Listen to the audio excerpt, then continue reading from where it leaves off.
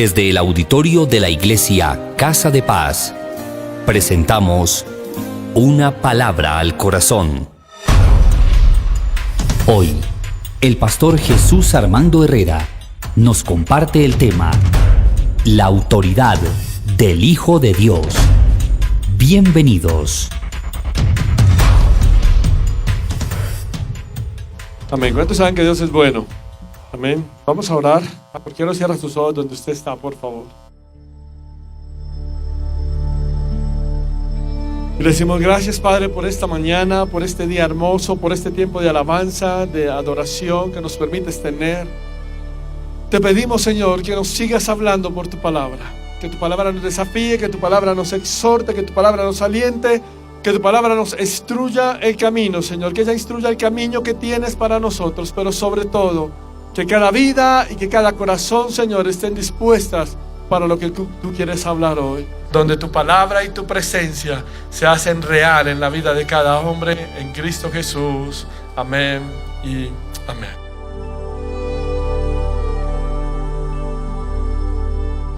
Qué bueno verlo en la casa del Señor, amén. Marcos capítulo 1. Evangelio según San Marcos, capítulo número 1, versículo 21 al 28. Cuando lo tenga me puede decir amén. Y dice la escritura, versículo 21, y entrando en Cafarnaúm en los días de reposo, entrando en la sinagoga, enseñaba. ¿De quién están hablando? De Jesús, viene hablando el autor. Se admiraban de su doctrina porque los enseñaba como quien tiene autoridad y no como los escribas. Pero había en la sinagoga de ellos un hombre con espíritu inmundo que dio voces diciendo: ¡Ay! ¿Qué tienes con nosotros, Jesús Nazareno? ¿Has venido para destruirnos? Sé quién eres, el Santo de Dios. Pero Jesús le reprendió diciendo: Calla y sal de él. Y el espíritu inmundo, sacudiéndole con violencia y clamando a gran voz, salió de él. Y todos se asombraron de tal manera que discutían entre sí diciendo: ¿qué es esto? ¿Qué nueva doctrina es esta que con autoridad manda aún a los espíritus inmundos y le obedecen? Y muy pronto se difundió su fama por toda la provincia alrededor de Galilea. Amén y amén. En una lectura inicial, ¿cuál es la palabra que se repite en el texto? Autoridad. Solamente en una lectura inicial usted ya está mirando que el autor Marcos está planteando una palabra que es repetitiva en el texto, que empieza enlazando el texto, que termina cerrando el texto, y es la palabra autoridad. Y de eso quiero hablarle en esta mañana. Quiero hablarle acerca de la autoridad del Hijo de Dios. ¿De qué? La autoridad del Hijo de Dios. Hoy en día estamos en dos polos. La iglesia está polarizada, por no decir sectarizada. ¿Por qué decimos que está polarizada la iglesia? La iglesia está polarizada porque hay un mal concepto que se ha venido difundiendo acerca de la guerra espiritual, del cual creo que no voy a profundizar ahí porque ya hablamos de ese tema en alguna ocasión. Pero sí quiero resaltar el tema de los dos polos que maneja la iglesia. La iglesia maneja dos posiciones. Unos dicen: hay que ignorar las maquinaciones del diablo. Entonces se van al extremo donde dicen que no hay por qué reprender hoy en día, que no hay por qué atribuir cosas a Satanás hoy en día, que el diablo es una invención de una construcción de un relato bíblico con un sentido en el momento histórico del primero o el segundo siglo. Entonces que por eso el diablo no es una realidad y que por eso es que ya usted y yo no tenemos que tenerlo en cuenta para nada. Me llama la atención esto porque se nos olvida algo, hermano, y es que la Biblia es clara cuando dice que Satanás tiene un objetivo claro en Juan 10:10. ¿Cuál es el objetivo? El ladrón no vino sino para matar y destruir. Por eso el gran problema que tenemos es que hemos malinterpretado el texto de porque no conocemos sus maquinaciones. Dice, 2 Corintios 2:10 al 11. Si ustedes perdonan a este hombre, yo también lo perdono. Cuando yo perdono lo que necesita ser perdonado, lo hago con la autoridad de Cristo en beneficio de ustedes. Versículo 11. Para que Satanás no aproveche de nosotros, pues ya conocemos sus maquinaciones. Es interesante que Pablo, el autor a los Corintios, está diciendo que Satanás gana ventaja aún desde el momento en que mi corazón no ha perdonado. ¿cuánta más ventaja va a ganar cuando yo simplemente ignoro que es una fuerza activa que está socialmente interviniendo para dañar el corazón del hombre? Entonces, la primera posición en la que cae la iglesia es: no tomemos en cuenta el diablo, eso no es una realidad. Pero la iglesia cae en otra segunda posición, donde se obsesionan con Satanás. Donde en todo ven metido al diablo, todo lo ven y todo lo llaman demonio, hermano.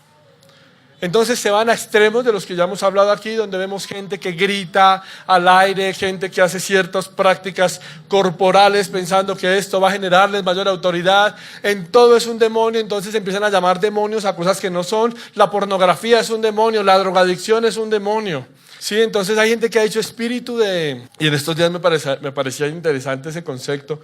Espíritu de narcotráfico fuera. Espíritu de narcotráfico fuera. Entonces yo me imaginaba un demonio colino con gafas, en la inmunda llevado a todo drogado. No, hermanos, el gran problema de atribuirle a Satanás cosas que no son, como la pornografía, como la fornicación, como la drogadicción, espíritu de borrachera, es quitarle responsabilidad al ser humano. Cuando yo digo que eso es un demonio, estoy diciendo: pobrecito, el hombre no tuvo la culpa de ser infiel, fue el diablo el que se metió. El hombre no tuvo la culpa de tomarse unos, fue el diablo el que se metió. El hombre no tuvo, porque es que hay espíritu de mentira. El hombre no tuvo la culpa de ser un mentiroso, fue el diablo el que se metió. No, porque usted está quitando la responsabilidad de elegir como ser humano. Oh hombre, yo he puesto delante de ti el bien y el mal, sé sabio y elige, dijo el Señor. ¿Cuántos están conmigo? Si usted elige el mal y el pecado, no culpe al diablo. Es su naturaleza pecaminosa la que lo lleva a eso.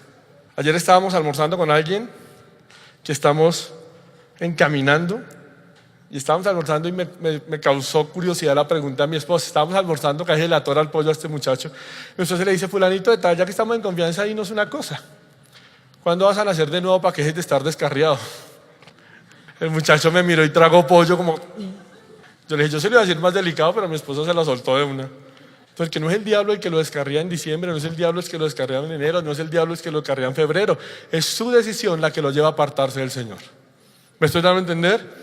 Entonces no podemos polarizarnos y decir nada de eso. Por eso es que el texto de Marcos creo que es el mejor y mayor ejemplo de cómo es que un cristiano tiene que comportarse frente a los desafíos espirituales que se nos presentan hoy en día. Por eso quiero que estudiemos algunos apartes, algunos principios del texto. Y lo primero que usted y yo no podemos desconocer es que existe y es una realidad un mundo espiritual. ¿Me estoy dando a entender? Dijo un comentarista: no podemos aceptar la Biblia como verdad sin reconocer que hay un mundo espiritual. Versículo número 23 de nuestro texto a estudiar. Pero había en la sinagoga de ellos un hombre con espíritu inmundo que dio voces. ¿En dónde estaba el hombre? En la sinagoga. ¿Sabe? No podemos negar que existe un mundo espiritual. O sea, no podemos negar que el diablo y sus secuaces son una realidad. No podemos negar que hay maldad. No podemos negar, hermano, que hay fuerzas espirituales y que hay una batalla por librar, pero que la libramos mal. Porque si en el desarrollo del texto vamos a mirar que la batalla espiritual no es yendo como cazafantasmas buscando espíritus en todo lado. Que hay una manera de librar la batalla espiritual desde lo que enseñó Jesús en el Evangelio según San Marcos, que luego lo replantea Pablo en la enseñanza a los Efesios. Pero está clarísimo, hermano, está claro que hay un mundo espiritual. Y no podemos desconocer esa realidad. Es más, hay gente que se pregunta si el hombre atormentado o endemoniado estaba en la sinagoga, ¿por qué no se había manifestado antes? Tuvo que llegar Jesús para que se manifestara, es interesante. O si no había entrado, entró cuando estaba Jesús, es interesante. Pero independientemente de por qué está o no está, es simplemente mostrar la realidad que sí hay un mundo espiritual. Que usted y yo no podemos negar que estamos en un mundo espiritual. ¿Me da a entender? Y con base a esto quiero ver a la luz de la Escritura que en ese mundo espiritual y en esas batallas espirituales Satanás busca atacar al ser humano de tres maneras. No en 3 áreas, sino de 3 formas, que es lo que quiero comentarle. Número 1, Satanás ataca por medio de la opresión. Interesante que la palabra poder, que algunos la han traducido como dinamis, la cuestión del texto es que está resaltando algo y es gente que está bajo la opresión, que opresión es interesante lo que denota el autor bíblico cuando habla de opresión. En Marcos tenemos un hombre que está totalmente endemoniado, que de ese hablaremos más tarde, pero en Hechos de los Apóstoles está hablando de un hombre que está oprimido. ¿Qué entiende por opresión? Es el mismo concepto de Santiago 2:6, es la misma palabra que usa el autor. Santiago habla de los que son oprimidos, de los pobres que son oprimidos por los ricos. Entonces, cuando leemos Hechos y cuando leemos Santiago 2:6, podemos tener una mejor connotación de la palabra oprimir en la Biblia. Entonces, ¿qué está diciendo el autor bíblico de opresión? Está hablando ejercer dominio sobre alguien. Así que cuando la Biblia está hablando, hermano, de que Cristo vino a sanar a los que han sido oprimidos por el diablo, uno se encuentra con personas que sienten cargas en su vida, pesos. Aún hay ambientes espirituales en casas donde usted entra y siente un ambiente pesado, un ambiente cargado. No sé si se ha dado cuenta. Usted entra a cierto lugar y dice: el ambiente aquí está pesado, está cargado. Usted siente, eso se llama opresión. Es algo que viene de afuera hacia adentro, que viene a oprimir al ser humano, a poner dominio sobre el hombre. Pero la Biblia me dice que Satanás viene a oprimir al ser humano, a poner cargas, a poner situaciones, a ejercer dominio, a dominar al hombre. Así que es interesante que hay cosas que son su responsabilidad y usted decide hasta dónde se deja dominar por ciertas cosas. Voy a citar una película que espero, bueno, no es muy bíblica, pero es muy buena. ¿Alguien vio alguna vez la película El abogado del diablo? Yo la vi y lloré. Que no pienses mal de una, pero ¿alguno la ha visto? Hay algo interesante en la película porque la película habla de un joven abogado que llega a una ciudad, empieza a tener una mano de tentaciones y el protagonista, que era el dueño del buffet, era supuestamente Satanás. Los que vieron la película. El muchacho culpa al diablo de haber perdido su hogar, de haber dañado su relación, de frustrar su carrera, pero hay algo que dice Al Pacino, que es el que tipifica a Satanás en esa película, que me llama la atención, porque él le dice al protagonista, cuando lo está culpando de todo, él le dice al protagonista: a mí me culpan. Dice, pero yo solo soy como el director de la obra. Yo monto el escenario y la gente decide si quiere actuar o no en él. Dice, yo les monto el escenario, pero usted decide si quiere o no actuar en él. Entonces es su responsabilidad si se mete y deja que Satanás, claro, Satanás lo oprime. Pero cuando usted se mete a trabajar en terrenos que él le ha planteado. ¿Me estoy dando a entender? Por eso es que no lo culpamos de todo, pero sí reconocemos, hermano, que hay un mundo. Número 2, por medio de obsesión. Lucas 6:18. El escritor al libro de los Hechos es Lucas. Por eso es que Hechos y Lucas tienen tanta coherencia. ¿Listo? Hechos y Lucas narran lo mismo. Gente que estaba siendo o estaba en tormento. Es interesante que la palabra tormento tiene una raíz que habla de obsesionados, siendo atormentados. Entonces Satanás, me parece interesante que al ser humano lo oprime, al ser humano lo atormenta. ¿Cómo lo atormenta? Eso ya es algo muy personal. Hay gente que tiene cosas guardadas, hermano, en su corazón, falta de perdón, pecados ocultos, cosas que no han confesado, que los tienen ahí y sienten tormento por eso. Faltas que han cometido, situaciones que no han arreglado y eso los tiene ahí. Y Satanás es especialista ¿en qué? En señalar, en resaltar. Por eso es que es interesante que el término tormento tiene una variante que habla de obsesión. Habla de crisis, habla de esa gente que entra en crisis existencial y a veces uno no entiende por qué, porque no ha mejorado cosas de sí mismo. Pero me llama la atención que hay un comentarista que dice algo muy lindo del pasaje de Lucas y de Hechos.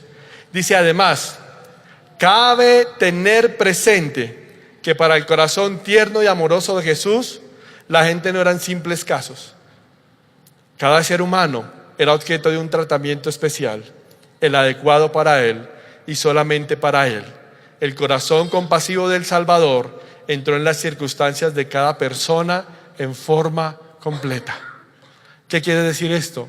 Que Jesús a usted y a mí nos mira de manera tan personal, que interviene en nuestra vida de manera tan personal. Usted va a un psicólogo, y no estoy en contra de la psicología, tengo amigos psicólogos, acá hay psicólogos y me parece que son muy buenos, pero a veces se mira como un caso más, caso número tal, pero este texto habla de que Jesús venía a mirar a la gente que tenía conflictos en su corazón, algo adentro, por eso eran atormentados, porque había algo que los obsesionaba y no los dejaba avanzar. Pero dice que Jesús los miraba de una manera tan personal que se identificaba y se involucraba con cada individuo. Por eso es que Jesús vino a este mundo a deshacer las obras del diablo. ¿Cuántos lo creen? A eso vino Jesús, a deshacer las obras del diablo.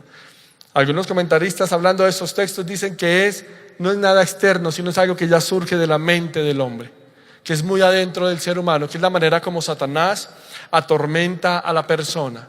Cuando luchan con pensamientos, cuando han abierto puertas y vienen pensamientos que no son de Dios, vienen cosas que no son del Señor, hermano, tiene que empezar a trabajar en eso.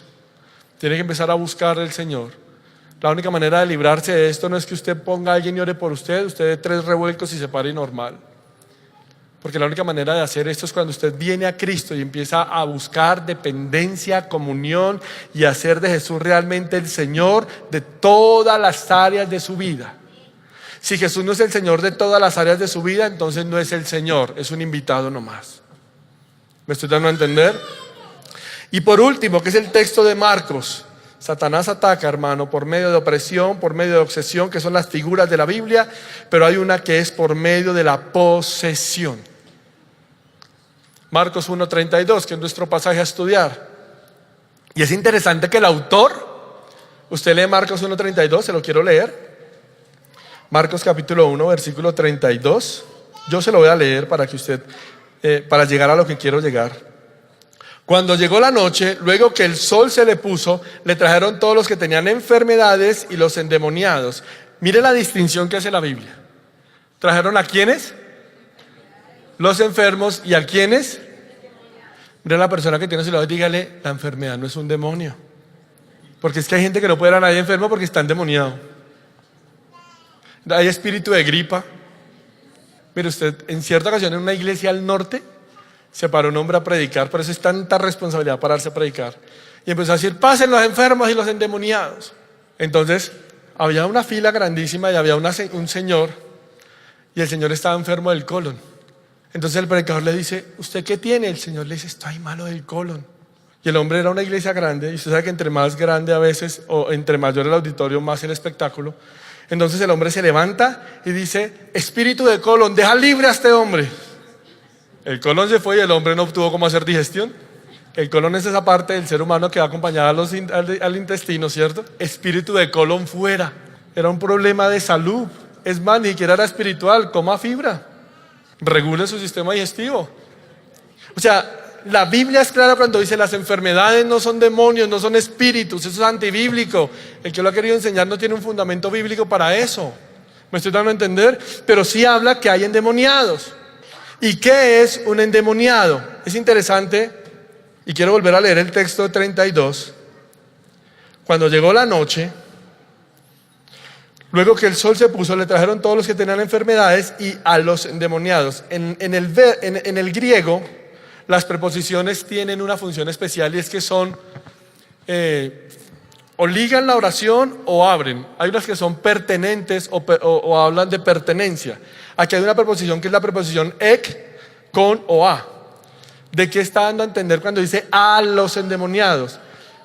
Habla de una persona, y quiero leer un comentario de un gran exégeta que se llama Samuel Pérez Millos, que es una autoridad en el tema, y él dice, la preposición con da la idea de que el hombre estaba poseído y controlado por un demonio. La posesión es entonces el control de la mente, las emociones y la voluntad de un ser humano. Por eso es que es diferente hablar de opresión a obsesión a endemoniado. Por eso es que hoy en día todo el mundo es demoniado, todo el mundo está endemoniado.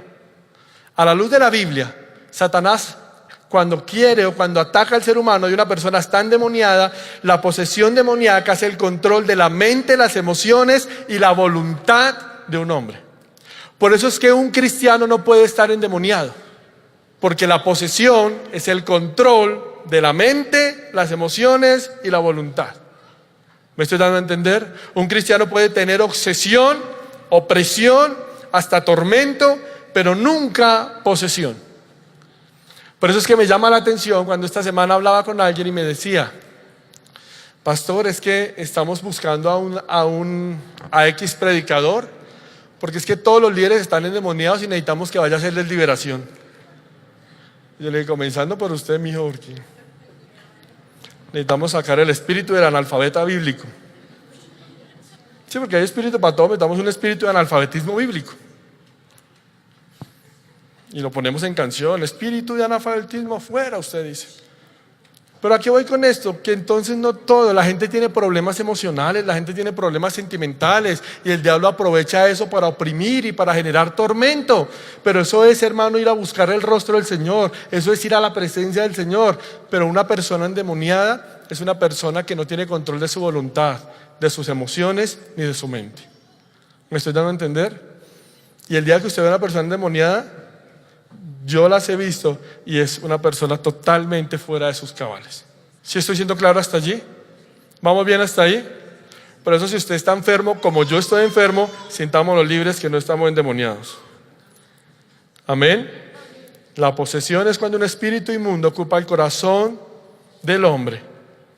Pero eso no puede pasar si el Espíritu Santo está en el corazón del ser humano. Entonces, número 1, estamos hablando del mundo espiritual es real y que Satanás ataca por medio de opresión, de obsesión y de posesión. Y que eso es mundo espiritual y que con eso no se juega. Por eso es que los juegos como la tabla Ouija, los juegos como hacen uno de unas tijeras y un cuaderno, no sé si lo han visto, no sé cómo se llama, algún descarriado que sepa. La Ouija casera o Charlie, una serie de cosas. Hermano, hay un mundo espiritual que es real. Yo le cuento esto y sigo al segundo punto. Yo conocí al Señor y me aparté. Yo iba a escuela dominical cuando pude enfrentar a mis papás. Yo dije: no vuelvo a la iglesia, y me descarrié por un tiempo. Yo jugué Ouija casera en la casa de una amiga. Yo vi cosas que me hicieron volver al Señor ese día. Creo que después me descarrié porque es que uno es terco. Pero yo vi experiencias sobrenaturales. Yo vi gente azotada, levantada. Y yo vi una muchacha que se cambió y me dijo: ¿usted qué hace acá? Si usted ha sido apartado. Me dijo: igual a usted lo tenemos que matar porque usted nos va a hacer mucho daño en el futuro. Yo duré durmiendo con mis papás mucho tiempo. Pero usted se ríe porque como a usted no le pasó. Y yo ese día salí de allá asustadísimo y fui a donde mi pastor, que era un hombre de Dios. Él me decía: Jesucito, ¿usted qué hace allá metido? Usted sabe lo que Dios tiene, porque era un amor. Él oró por mí ese día, me dio algunos muy buenos consejos. Pero hay un mundo espiritual, hermano, y eso es innegable. ¿Me estoy dando a entender?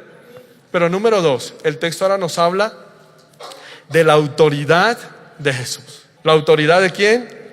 Y miramos el versículo 21 al versículo 27, donde dice, Marcos 1, que es nuestro texto a estudiar. Y entrando en Cafarnaúm y los días de reposo, entrando en la sinagoga, ¿qué hacía Jesús? ¿Qué hacía Jesús? Enseñaba. Pero mira el versículo número 27. Ya le digo por qué leí el 21. Todos se asombraban de tal manera que discutían entre sí: ¿qué es esto? ¿Qué nueva doctrina es esta que con autoridad manda a uno de los espíritus inmundos y le obedecen? No cualquiera podía entrar a la sinagoga a enseñar. Si Jesús estaba enseñando en la sinagoga era porque ya reconocían una autoridad en él. O sea que la autoridad en Jesús no solamente estaba en lo sobrenatural que hacía, sino la autoridad que plantea Marcos desde iniciando el texto es en la autoridad que Jesús tenía en la enseñanza de la palabra. ¿Me estoy dando a entender? ¿Dónde se empieza a ver la autoridad de Jesús? En la predicación. Lo otro es un hecho aislado que lo que hace es reafirmar que lo que predicaba lo estaba viviendo. Pero el autor Marcos plantea colocando de primeras la autoridad de Jesús enseñando en la sinagoga. Hubiera podido tener el acto de la liberación de este hombre fuera de la sinagoga. ¿Pero por qué lo ubica en la sinagoga? Para mostrar la autoridad de Jesús. Y la autoridad estaba en la enseñanza, en su estilo de vida. ¿Sí está conmigo hasta ahí? ¿Vamos bien? Por eso su autoridad viene de la enseñanza y obviamente lo que enseña y vivía trae como resultado que pudiera expulsar el demonio. ¿Qué es la palabra autoridad en la Biblia? Porque nosotros vemos la palabra autoridad. Es una palabra griega que usa el autor cristiano que habla de derecho o potestad, habla de conferir algo. La autoridad es algo que ha sido conferido o que ha sido cedido o ha sido entregado, que ha sido delegado. Y en este caso está hablando de Jesús, que tiene un derecho y una potestad que ha sido de parte de Dios. Es diferente el poder a la autoridad. Por eso es que en la traducción tenía mis dudas con esa, porque autoridad es un orden, como le venía diciendo, que se confiere, mientras que el poder es algo innato, habla de fuerza bruta. Y Jesús no está haciendo fuerza bruta acá, porque es que hay gente que quiere ejercer autoridad ejerciendo fuerza. Entonces hay gente que cuando hay un espíritu inmundo gritan a la par con el demonio. Yo estoy asesorando una iglesia en Montería. Las predicaciones que nosotros tenemos, las que no hemos sacado las últimas 2 semanas, las mandamos allá. Entonces yo estaba hablando con la pastora allá porque quiere que hagamos un seminario bíblico. Y tocó el tema de la guerra espiritual. Y ella estaba hablándome del tema de la guerra espiritual. Y yo le comentaba una experiencia que alguna vez vivimos en una iglesia. Y yo le estaba hablando porque pues obviamente por su cultura, entonces hablan más, gritan más, zapatean más. Y le estaba hablando de cómo era realmente la autoridad de la guerra espiritual. Y le conté una experiencia a ella que alguna vez vivimos en una iglesia donde había un hombre y había una persona que pasaron a un altar, Dios mío, para hacerle una liberación. Fue el centro del culto, todo el mundo se centró en el endemoniado, unos oraban, otros lloraban, otros se iban porque estaban en pecado, me imagino. El endemoniado estaba ahí revolcándose, el hombre estaba y el predicador gritaba. Y él gritaba y el endemoniado gritaba. Y el predicador gritaba y el endemoniado gritaba más duro. Entonces el predicador le dice a la ujier: hermana, tráigame un vaso de agua. Y el demonio dice: y una cerveza, que esto va para largo. Me traiga la doble ronda para todos entonces, porque eso no es autoridad. Eso no es autoridad. Dice, eso es poder, querer hacer las cosas en las fuerzas de uno. ¿Está conmigo? ¿Qué es autoridad? Lucas capítulo 10, voy a leérselo en la versión NTV.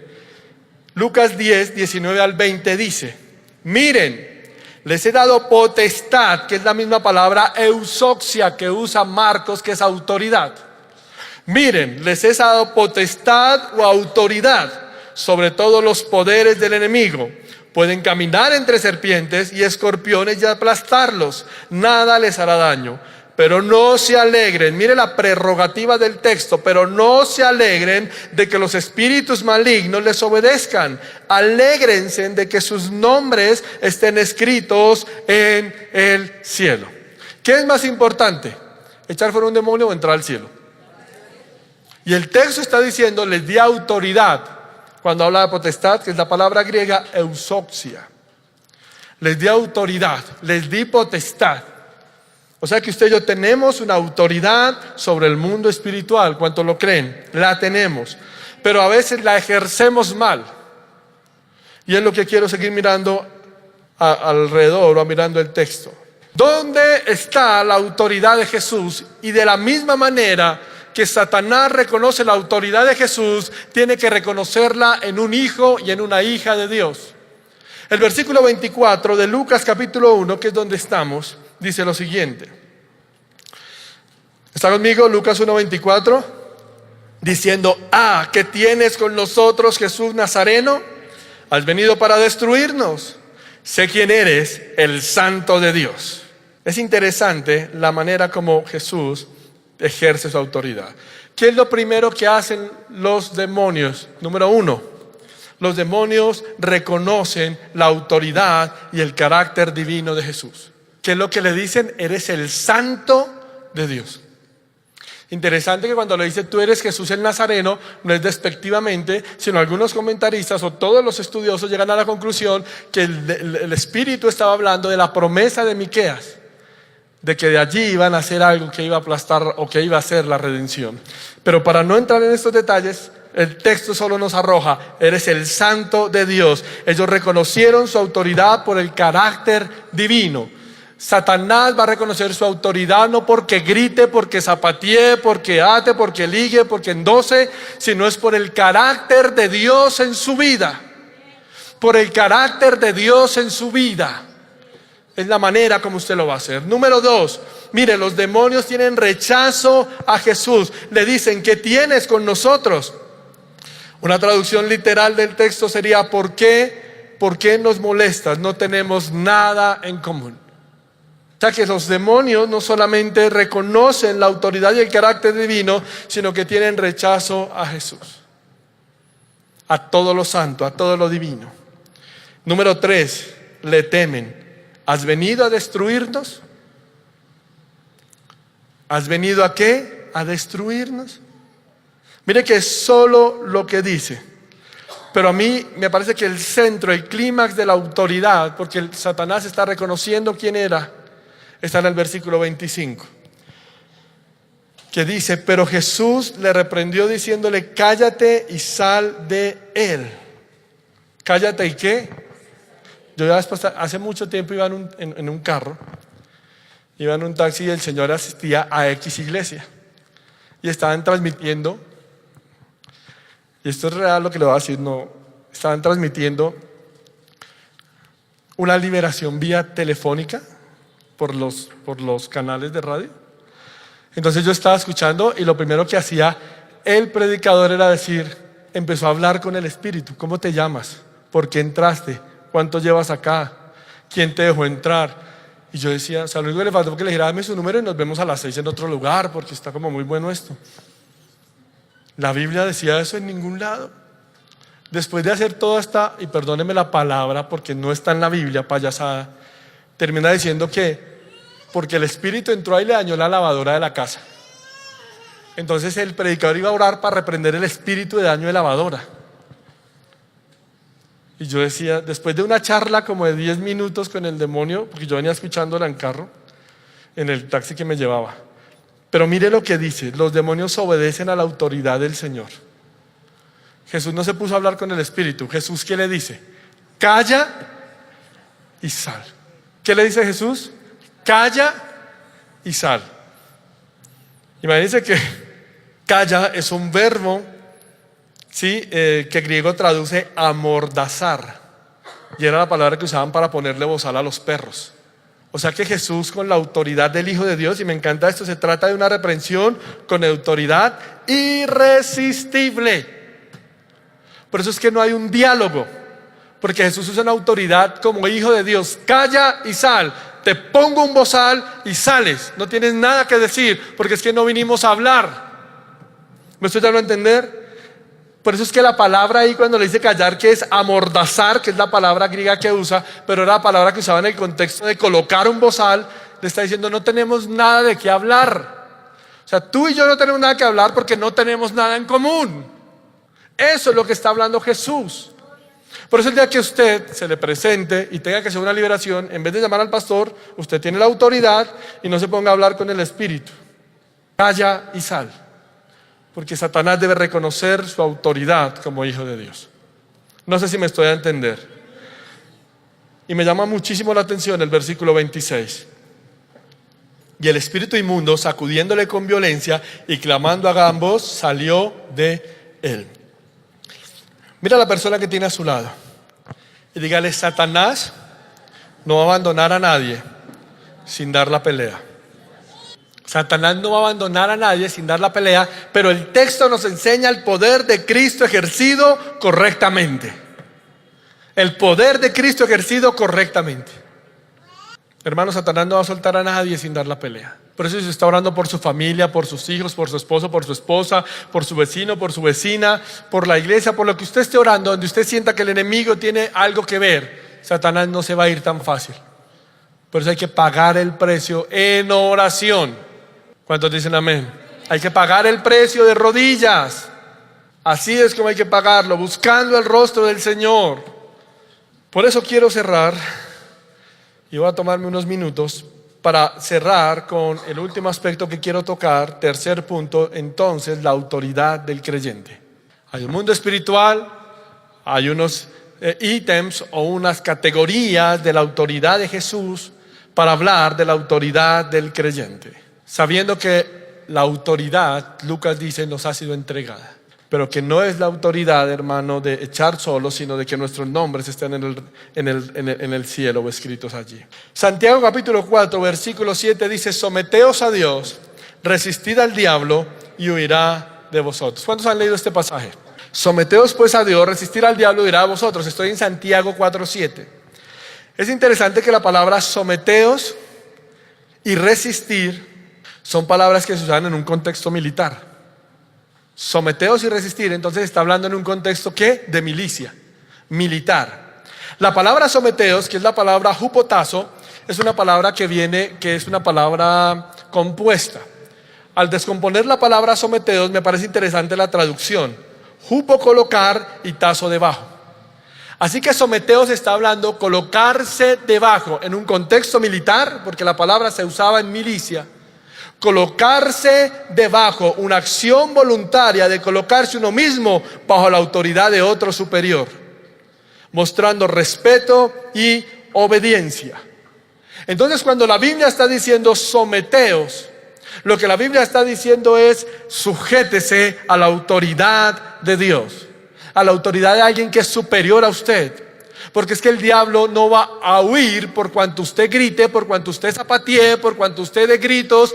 No, el diablo va a huir porque la autoridad de Dios es la que está encima de usted.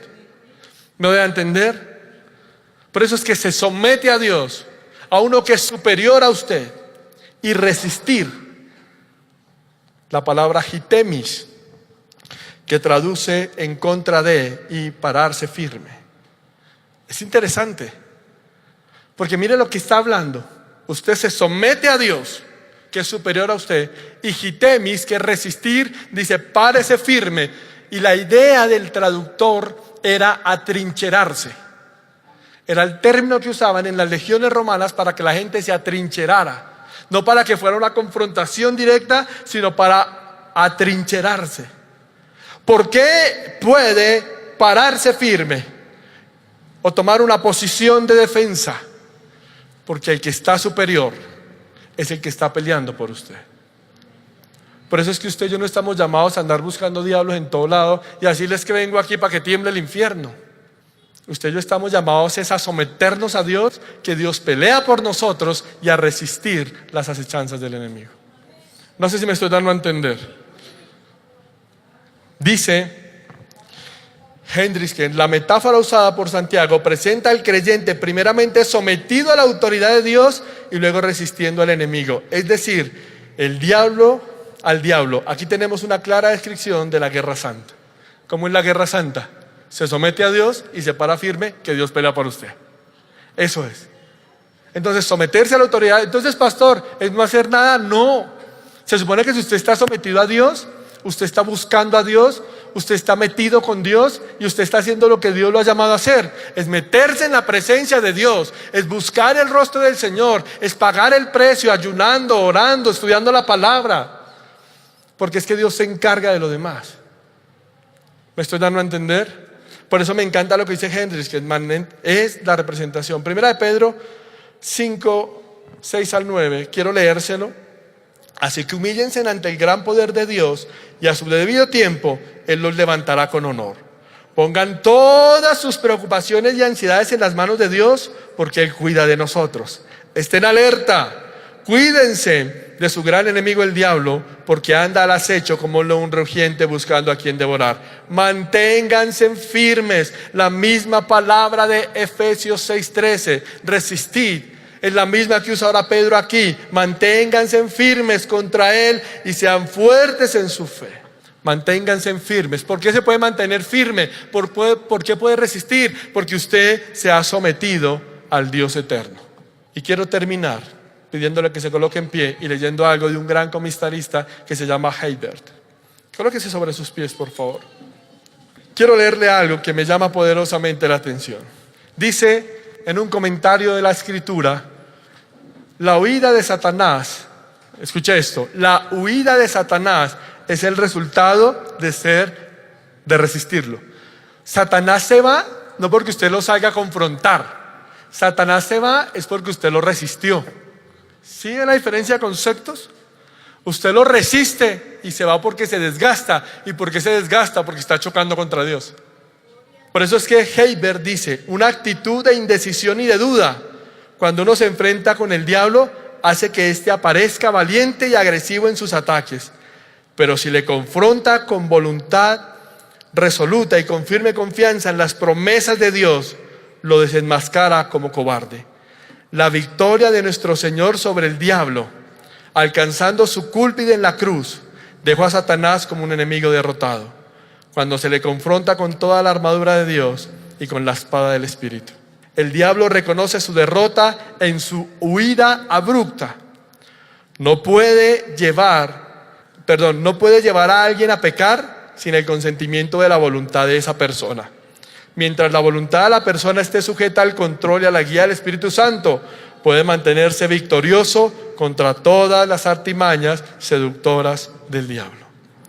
La conclusión es: la autoridad del creyente es el testimonio, es la comunión, es la obediencia y es la dependencia del Señor. ¿Me estoy dando a entender? ¿Por qué no cierra sus ojos donde usted está, por favor?